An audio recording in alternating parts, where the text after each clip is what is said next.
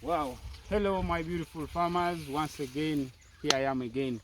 My name is Zebra Tayari as usual, and I'm here to give you the update of how far we've moved. It has been a couple of months while I've been silent, but now I am back with the update.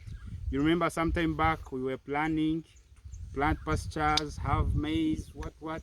So here is the update. Now this is part of what we've planted, and this is Super Napier.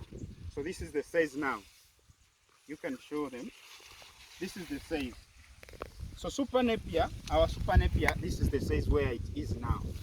And we've planted 1 acre of Super Napier. We've planted 3 acres of maize. So we are planning to have a change in the agriculture sector, basically in our district in Toroko, our mighty. This is my home place. I love it so much. So my mission is to change the way we graze cows, the way we do agriculture in a different way, to a modern way.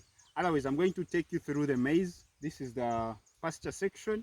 Allow me to take you through the maize still. Here is the section of our maize.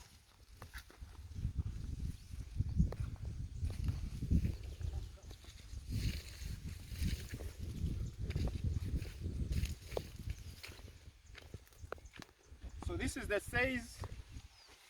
the size at which our maize has reached, and as you can see, it goes up to that side, but we have 3 acres.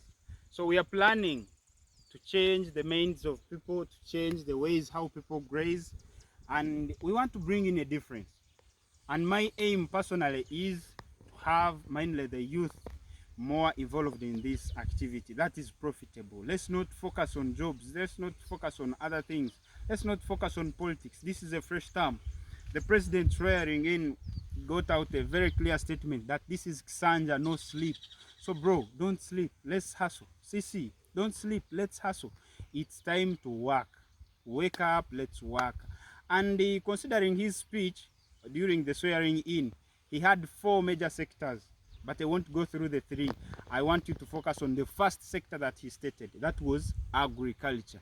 But this time around, we want to change the agriculture from the culture to agribusiness. Now we are going to do agribusiness. This is going to be more of business. If we raise cows, how beneficial are they to us? How are we gaining from these cows? If you are raising goats, how beneficial are they? Let it be agribusiness, so that we can develop, we can change economic statuses, we can change our economy as a country and major as a district. So I call upon the youth to come. There's a project I'm coming in with. There are very many projects. Actually, there are like 4 or 3. Number 1 is in the Wente project. There's another project called the Area Youth Impact. You as a youth, what is the impact in your area? So those 2 projects are coming up together with what I'm doing. This is something I want every youth to get involved in, to get change in the mind, so that we change the mode of grazing cows. We've been raised by cows, but now they were locally raised up. So we need to change with the advancement we've got. We've traveled overseas. We've seen how nations are developing from agriculture. So can we bring that knowledge back home? So that is my call to every youth. Let him or her get engaged in farming. It is the only way, it is the only wealthy way that if at all we want to be rich.